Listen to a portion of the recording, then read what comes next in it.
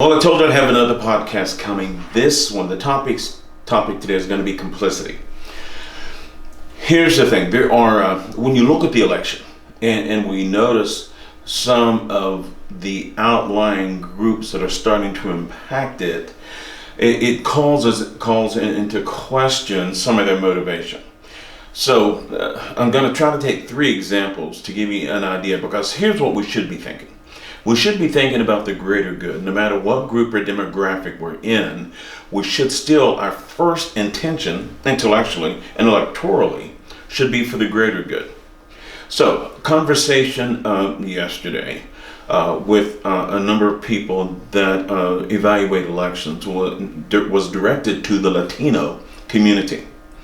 So the question is, how does the Latino community support Donald Trump after what we saw occur at the border and the fact that there are still 500 children who haven't been reunited with their parents? So how is it that Joe Biden has to fight for the vote for that community when the president administration's policy was to inflict this kind of pain? That's complicity. This is where the Latino community is not concerned about the greater good.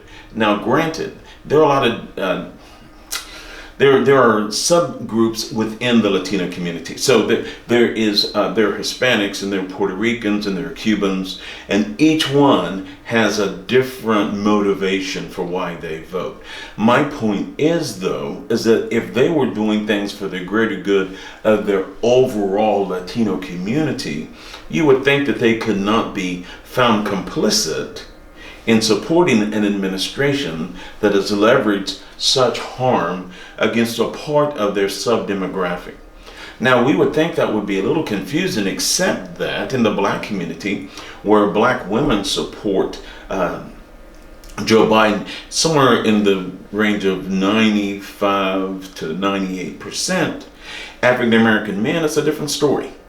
And you have rappers like Lil Wayne, Ice Cube, and 50 Cent, who are coming out and even endorsing Donald Trump. Again, it's complicity, because they aren't doing these things for the greater good.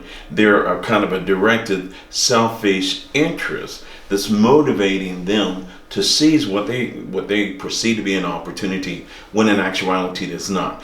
The damage that it does is significant, and what they allow themselves to do, again, is become complicit with an administration that has acted against the interest of their community, in their disregarding the interest of the greater good for their own personal gain.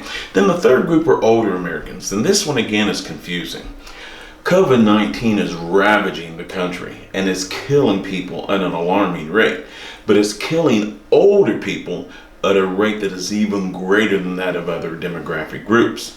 Well, I guess the question then is how does anyone 65 or older endorse an administration that has stood by and allowed their inaction in policies as it regards to the COVID-19 threat to ravage their subset, their demographic? Again, they have become complicit because they don't have the interest of the greater good, the greater, larger community of retired people as part of their interests. So here's what we should do.